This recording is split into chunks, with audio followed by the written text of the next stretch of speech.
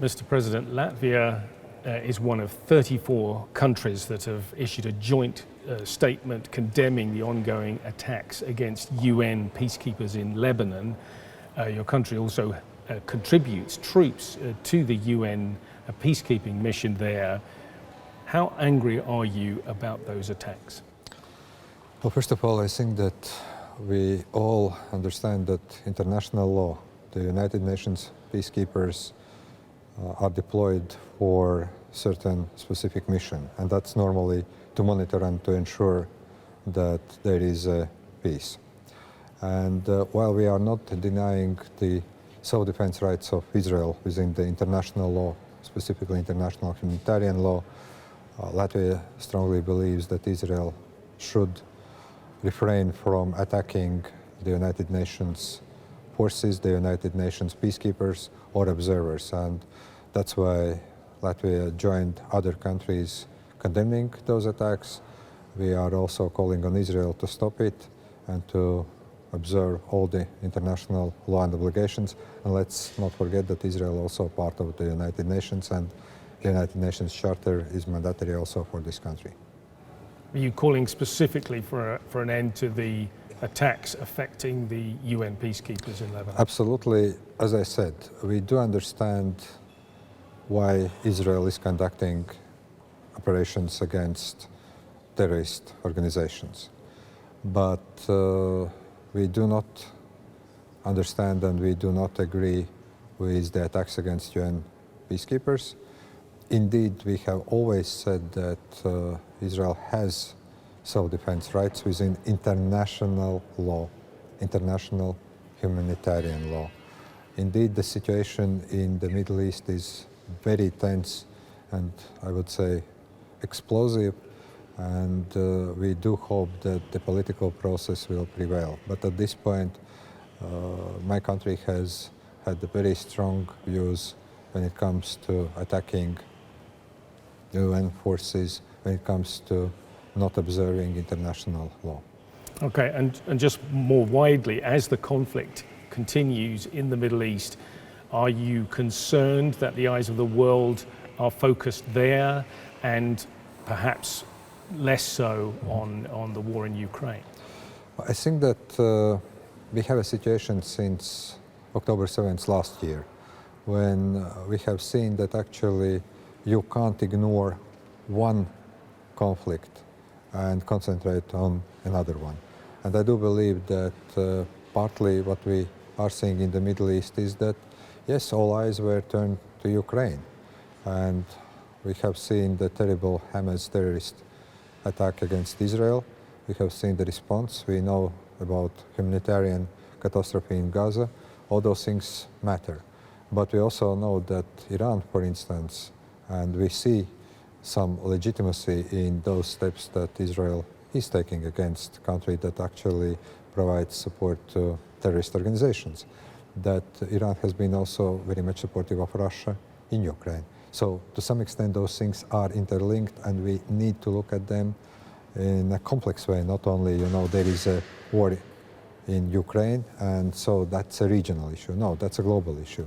But also the situation in the Middle East is part of the global trend, and we should not somehow view those things from a kind of isolated perspective. We need to look at those two situations from the point of view that the global system is failing. The United Nations Security Council, unfortunately, is not able effectively enforce UN Charter, and that's why, from one point of view, yes, we see that attention is a little bit floating, but you have a Russian missile attack in Ukraine where a lot of civilians are killed, and then all of a sudden all eyes are back on Ukraine. You have the situation as we see in the Middle East, and all of a sudden we shift our attention. So I think that it's not the right approach, and we need to look at those issues in a balanced way. If you say that the global system is failing, who do you think is to blame for that? Is there one country, one organization? Well, I think that in the last UN General Assembly meeting we had last September, there were growing number of countries calling for UN Security Council reform. What UN Security Council currently reflects is the reality of 1945.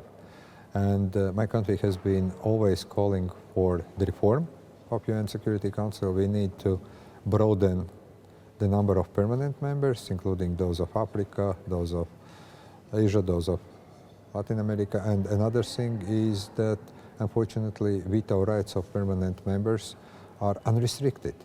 But we see that when one or another permanent member of the United Nations Security Council puts a veto, where the humanitarian tragedy is unfolding or where one permanent member is part of the aggression, like Russia against Ukraine, then the whole system is stalling and the confidence into the United Nations is falling. How would you describe the situation in the Ukraine war right now? There's people talking about stalemate on the battlefield, about fatigue among all parties. And what is the threat as you see it from Latvian perspective? Precisely what you've said, fatigue. I think that we should not think that if we start ignoring the war, that it's going to end. I do believe that indeed there is a very difficult winter approaching for Ukraine. Its energy infrastructure is being targeted by Russia. And yes, one can agree that the situation on the battlefield is rather difficult, but I also believe that we are going to see any movement only after the US elections, after the clarity of US political 4 years period from November on. But my call would be continue supporting Ukraine with all means at our disposal, political, financial, also military. Second, yes, unfortunately part of this stalemate, as you said, is because there are restrictions on the use of Western weapons in Ukraine, by Ukraine against Russian legitimate military targets. And indeed, I think that this kind of situation we are in will be resolved only if the Western countries, those countries that are supporting international law and Ukraine in particular, will somehow mobilize more support. So there is no time and place for fatigue. Otherwise, we are going to see enormous negative consequences to regional and global security. I want to know about the specific threat to Latvia. Your country has got plans to build something, along with other countries, something called the Baltic defense line, and it's a network of bunkers and barriers and military infrastructure. Now, history is littered with examples of barriers that countries have tried to erect to stop invasions, and they haven't worked. Do you think that this plan will keep your country safe from Russia? Well, we are in the 21st century, and I would say that it's not exactly like Maginot Line we know from the history or other examples. What we have seen actually in our very recent turn of events is that we need to strengthen, first of all, air defense system. Because we had an accident some months ago when Russian-produced Shahed-type drone crashed in Latvia. It was not directed against Latvia. It veered off the course from Ukraine, but it was able to fly. We have seen what we need to do both nationally, but also NATO needs to upgrade its policies. So when talking about kind of defense line, yes, there are certain lessons learned from Ukraine, where we see that we need to preposition some equipment in the eastern part of Latvia. Also the same applies for Estonia and Lithuania. Yes, we need to put more infrastructure in place so that we can ensure also some first steps of defense in case they are needed. But we also believe that in the 21st century that defense line also includes air defense against drones, against missiles. So we are talking about a bit different architecture of that line, not like we are, let's say, discussing the kind of I don't know those examples from history. So it's not the 19th or 20th century, it's 21st century. And yes, I do believe that Ukrainian example shows that they have been efficient in some certain situations, but no, this is not like, one thing solves it all approach. This is part of overall defense planning, where also our NATO allies are part of the overall defense plan when air policing and air defense missions are part of this plan. That's a broader. So just to be clear, what you're talking about is a Russian drone that entered Latvian airspace from Belarus and crashed 90 kilometers inside your territory back in September. And there's a lot of concern about that. A lot of countries are saying there is a right to shoot down such drones if they threaten European territory, even if they're still in Ukrainian airspace or outside European airspace. The Polish foreign minister's called for that. The Ukrainians are saying, what is Latvia's view? Well, I think that what we are seeing currently, that while we invest a lot in national defense capabilities, in NATO defense capabilities, we still lack a unified, coherent approach at the level of the alliance. At this point, there are differences. For instance, Poland and Romania have their national air forces, national means how to deal with this issue. The Baltic states rely heavily on NATO air policing mission. NATO summits, both NATO summits in Vilnius and now in Washington, reaffirmed the need to transfer and to transform NATO air policing mission to NATO air defense mission on a rotational basis.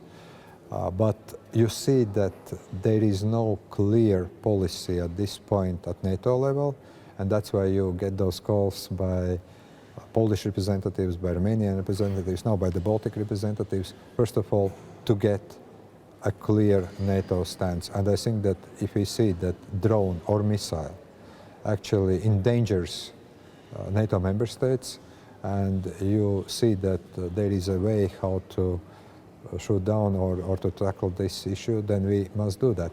Because your example of the drone that actually crashed in the territory of Latvia, that was a drone with 50 kilograms of explosives.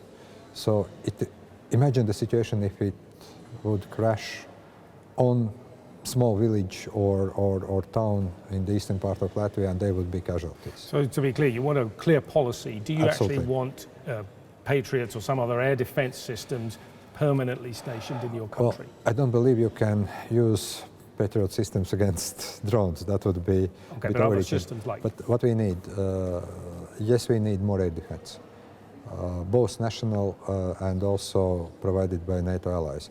Not only Patriots, but also fighter planes. We are currently in Germany. We signed the contract with the deal company about providing air defense systems to Latvia. Unfortunately, what we see, European defense industry, not only European defense industry, is overwhelmed, and we are getting those in 2 years from now. The contract was signed 2 years ago, so it's 4 years. We are seeing that situation happening today, not in 2026 or 2027. So more radar coverage, more different kinds of air defense systems, not only Patriots who are very efficient against ballistic missiles, against very serious threats, but also those who can engage low-flying drones or other entities. And I think that Ukraine and also our current experience teaches us to have more mobilization at the national level, but also more clarity at NATO level. Latvia shares a border with Russia, also with Belarus, and along those borders, particularly the one with Belarus, you're seeing this particular problem of illegal border crossings. And the allegation is that the Belarus government is promoting deliberately and encouraging those type of illegal crossing attempts in order to destabilize Latvia and other European countries. What do you think is the right response? Prime Minister Donald Tusk in Poland has said that the right of asylum could be suspended. Do you think that's the right approach? Well, what we have been calling since summer 2021 is the need to reform the whole asylum system. Because what we are seeing is that Belarus is using migration as the weapon against Latvia, Lithuania and Poland. But let's not fool ourselves. It's not about destabilization of Latvia, because those people are not remaining in Latvia. They don't dream about staying in Latvia or Lithuania or Poland. They look at Germany, they look at Sweden, they look at countries with, let's say, more advanced social support system for migrants. And I think that Belarus is exploring those weaknesses we have as the European Union, not reformed migration and asylum system, in a way that they keep forcing people to cross Latvian border, Polish border or Lithuanian border in order to change our stance when it comes to sanctions against Belarus that were imposed because of the human rights violations and By the way, and do you other have things. evidence for that? For what? For the claim that they are doing it deliberately? Absolutely. We have a lot of video footages, we have a lot of also interviews with those people who have been able to cross the border, that security services of Belarus were actually providing them transportation to the border, and they are pushing them to cross the border, and if they want to return, they are kind of trying to use all kinds of instruments to keep them crossing the Latvian border. So there's plenty of evidence. Well, so what about the right to asylum? Is there a danger that that some genuine asylum seekers might be pushed back if you toughen even further? In a way, how the situation develops on the eastern border of Latvia, I would say that it is highly unlikely that there are genuine asylum seekers. Why? Because, again, the information we are getting from different sources, including those migrants that have passed the border, and yes, if we see that there is health issues or there are families with small children, they are granted the right to consider their asylum appeal. But look, those people are paying quite a substantial money. We have seen that Belarus is organizing flow of people from countries like countries in the North Africa, in the Middle East. And normally there is also currently organized crime network involved. We are also arresting citizens of different nationalities, from Latvians to Ukrainians to Poles to Belarus citizens who are part of this kind of network. So I would say that if we don't strengthen the legislation, if we don't strengthen the border, then actually we are going to see that problems with migration being used as the hybrid weapon will increase, and inevitably then we are going to see that countries like Germany, France will be further affected. And then we of course are seeing also the increase of right-wing politics across the European Union, and that's actually where I would say is the long-term target of Lukashenko. It's not about Latvia, Poland or Lithuania. It's about actually destroying the democratic fabric of the whole of European countries. And so from that point of view, yes, I do believe that we need to address migration from two perspectives. From humanitarian point of view, and those who have the right, they are being given the right for consideration, but also when we see that there are young people, mostly males, using knives, using sometimes even weapons. Like in Poland, we have seen in June there was a Polish soldier killed at the border with the knife. So then you are not talking about humanitarian part of it, you are talking about the hybrid warfare. So should suspend asylum rights, yes or no? Yes, I would say that we need to consider how to not only suspend asylum rights, but how to reform them, so that we have a flexibility to deal with hybrid warfare. But we also have the situation that we are discussing already for years, how to make sure that the system works. And at this point, we are not able to put a sound system that corresponds more to current situation, but that doesn't reflect, let's say, nice and peaceful years of 1990s or beginning of 2000s. Finally, let me just ask you about what the region, Latvia in particular, looks like after this war. People suggest that the Russia's armed forces will be so battered that they wouldn't be able to take on another war. But still, again and again, we hear the fears that Putin or whoever might attempt to land grab in the Baltic states, including Latvia. Is that something, is that a fear that you share? Look, I think that we should not have any illusions about the coming decades of Russia. I think that this country currently is experiencing enormous mixture of some kind of grief of the loss of the former empire, some kind of very belligerent, not only rhetoric, but also society, and we must be vigilant. I wouldn't say that I'm fearful of something. If we are investing in our defense, if NATO and European Union is investing in defense, if we take those threats that we are hearing seriously, and if Russia sees our strengths, it's not going to attack neither Latvia nor any NATO or EU country.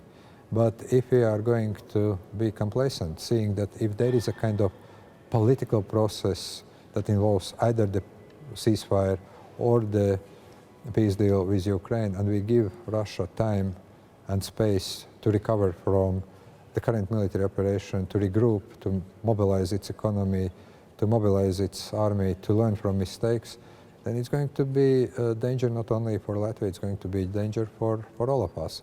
So stay vigilant, don't panic, be prepared for everything, and work for all kinds of scenarios, and then we are going to be safe. Mr. President, thank you very much. Thank you.